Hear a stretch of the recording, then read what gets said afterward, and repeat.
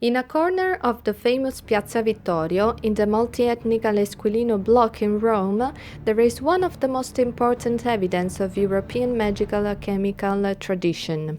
It is the Porta Alchemica, important symbol of Western alchemy and the only survivor among the 5 doors of Villa Palombara that was once owned by the Marquis of Pietraforte, Massimiliano Palombara, who was fond of occult sciences and an adept of the Hermetic Order of the Rosicrucians.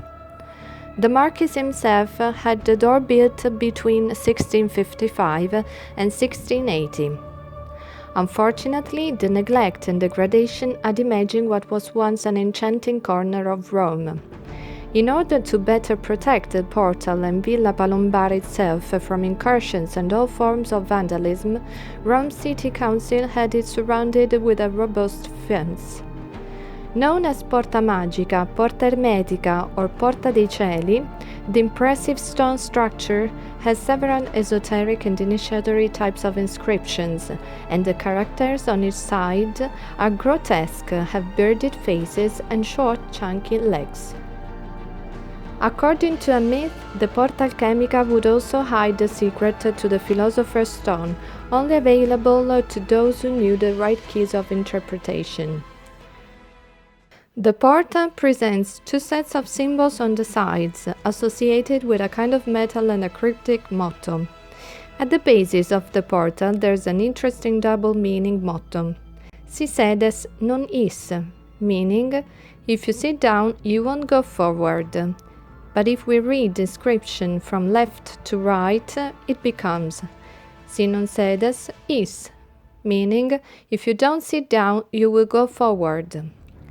Regardless of the direction that is supposed to be taken, this motto teaches us to continue following our path without giving up.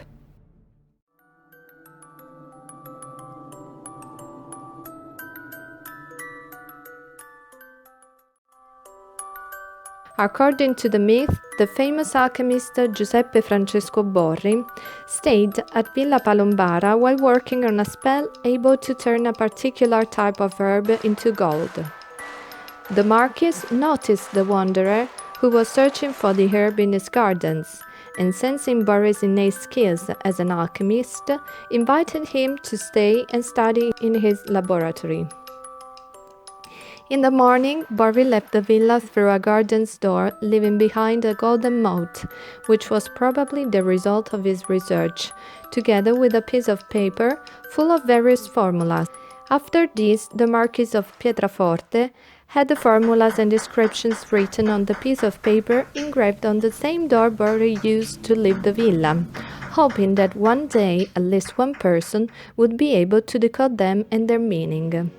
In fact, the myth tells that anyone who is able to spell the engravings in the correct way could go through the door and enter another dimension.